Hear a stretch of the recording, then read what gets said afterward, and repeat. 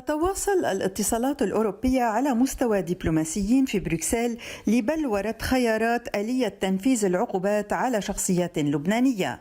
وأكدت مصادر الاتحاد الأوروبي للMTV أن قرار العقوبات قد اتخذ، وأن وزراء الخارجية الذين سيجتمعون بعد شهر سيدرسون ويتخذون قرار تطبيق الآلية الأفضل لتبنيها، وأن كل الخيارات مطروحة. كيف ينظر إيمانويل دوبوي رئيس معهد الاستشراف والأمن في أوروبا إلى تطورات ملف العقوبات؟ La réunion des 27 ministres des Affaires étrangères de l'Union européenne lundi dernier à Bruxelles a sensiblement accéléré le processus éventuel de sanctions contre des personnalités du monde politique libanais. Joseph Borrell, le haut représentant pour la politique extérieure de l'Union européenne et en même temps vice-président de la Commission, a été clair dans l'idée selon laquelle d'ici 3 à 4 semaines, l'Union européenne devait arriver avec une série de sanctions pouvant évidemment affecter la classe politique libanaise qui est responsable maintenant depuis près de 10 mois d'un blocage politique qui évidemment met en péril l'avenir économique ainsi que l'avenir politique du Liban.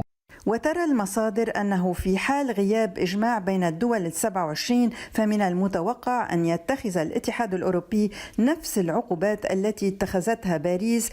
S'agira-t-il d'une sanction au niveau des 27, donc les 26, des 27-1 pays de l'Union européenne au nom de la Commission européenne, ou s'agira-t-il de développer ou de provoquer une forme de concomitance pour qu'il y ait 26 séries de sanctions, et évidemment en prenant en compte la dimension engagée par la France, à savoir qu'il y ait des blocages de comptes bancaires, des interdictions d'entrée de territoire et donc des blocages de visas pour les personnalités libanaises mentionnées.